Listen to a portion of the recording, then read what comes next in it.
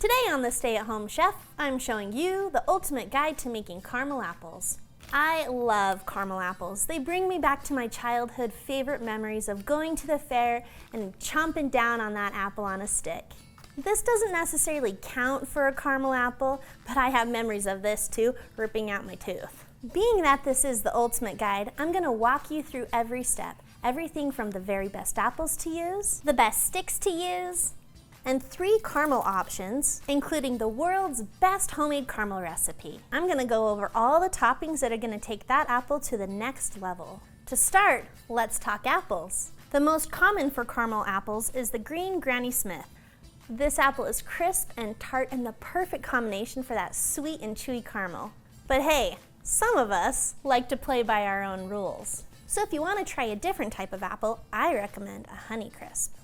I love the Honeycrisp because they're extra sweet and juicy. Or another option is a Fuji, which has a nice mild flavor. No matter what apple you do choose, you're going to want to follow these next 3 things. First, you want your apples to be small to medium in size. If you go too big, then you're going to have more apple to topping. No one wants that. Second, you're going to want to pick one out that has no bruises or soft spots or holes, like this one. So basically, you want to pluck those apples right off the shelf so that they're as fresh as possible. And third, you want your apples to be nice and round. You just really need that good, even shape. Now, the shape's not going to make it taste any different, but it will make them look better. And the saying that we eat with our eyes first, it's true. Then make sure you wash those apples in warm water to get all of that extra wax off. This will help that caramel stick to the apple even better. Then pat each apple dry. If you don't want to use whole apples, you can always dip apple slices or wedges. Soaking them in a bowl with cold water and lemon juice will help them from going brown so that that delicious caramel won't be stuck to a nasty apple. Next up, let's talk about the apple sticks or skewers or whatever you want to call them. This is really up to you what you want to use, but personally, I like to use the thick, round, wooden skewers. They're heavy duty and they hold the apple great. You could also use popsicle sticks, but I find them to be a little too short and kind of hard to press in. There are lots of other options out there, but use what you can get your hands on. To skewer your apple, first pluck off that stem.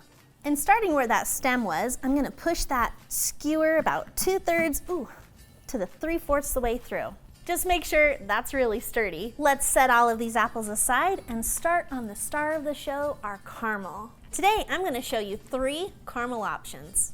First up is the made to melt caramel bits and the Peter's caramel loaf.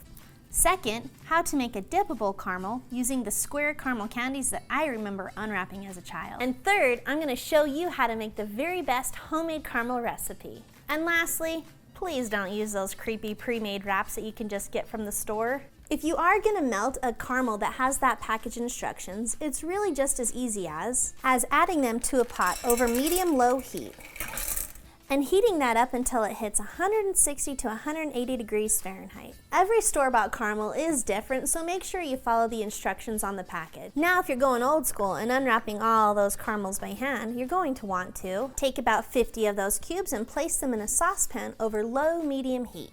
Add to that about 1/8 cup of water or milk. Stir this all together for about 10 minutes. What we want is for that to reach about 160 to 180 degrees Fahrenheit. Then you can start dipping those apples. And lastly, if you've got a kitchen thermometer, you're going to want to make our best ever caramel recipe. It's going to take those caramel apples to the next level. To start, we're going to melt 1 cup of unsalted butter over medium heat. To that pan, we're going to add in 1 can or 14 ounces of sweetened condensed milk and 1 cup of corn syrup, 2 cups of brown sugar, and no, you can't use honey or maple syrup as a substitute. And there's just really no substitute for liking and subscribing, and 1/4 teaspoon of salt. Use a whisk or rubber spatula and stir this constantly until it comes to a simmer. Make sure to scrape the sides and the bottom so that that doesn't burn. Then once it reaches that simmer, you're going to stir that constantly until it reaches the softball stage, which is about 235 degrees. And remove that caramel from the stove. We're going to let our caramel cool down into the range of 160 to 180 degrees Fahrenheit, which is the perfect temperature for dipping those caramel apples. Now there's a science to dipping those apples, and let's go over that. Your caramel needs to stay a consistent temperature. If it's too hot, it's just going to slide right off that apple. If it's too cold, it's going to make it way too thick, making that really hard to work with. So here's a trick for both homemade and store-bought caramel. Once that caramel's been heated, we're going to pour it into a crock pot. It's going to help us keep that caramel at that perfect temperature of 160 degrees to 180 degrees Fahrenheit. We're going to put our crock pot on low setting. Once your caramel's at that perfect temperature, it's time to get dipping. To start, we need to get a cookie sheet and line that with some parchment paper. Gently press that apple into the caramel. Use a spoon or spatula to wipe off any excess drips. Next, flip that caramel apple upside down while that caramel continues to set for about 15 seconds. If it's still a little shiny, it's not quite ready to set down. You want more of the matte look to that. Then place that dipped apple on a parchment-lined cookie sheet. And if you follow these instructions, you're gonna have a perfect apple versus one that could have that puddly, ugly bottom. And of course, if you wanna dip those apple wedges, it works just the same way. Now, as good as this does look, let's make it even better by adding on those toppings. The toppings are endless, but some of the most popular ones are M&Ms, Reese's Bits, chopped nuts, Oreo crumbles, toffee bits and sprinkles, coconut flakes and cinnamon sugar, and of course, lots of melted chocolate. For the crumbly toppings like toffee, nuts, or coconut, you want to press those into it while the caramel's still warm. You want that caramel to be warm and press that toppings into the caramel. When it comes to chocolate dipping or chocolate decorating, you want that apple to be cooled completely. And I really love double dipped apples, so some fun specialties that you can make are an apple pie a la mode by dipping your caramel apple into white chocolate, then generously sprinkle cinnamon sugar on it while the white chocolate is cooling.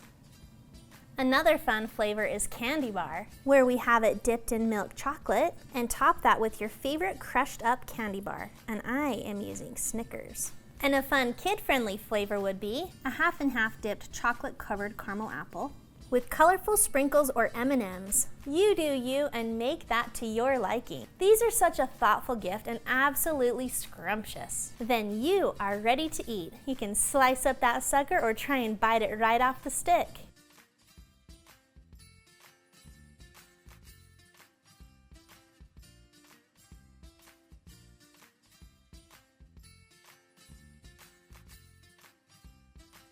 Thanks for watching. You can find the full written recipe in the video description below. Be sure to check out thestayatHomeChef.com where you can find hundreds of restaurant quality recipes you can easily make at home.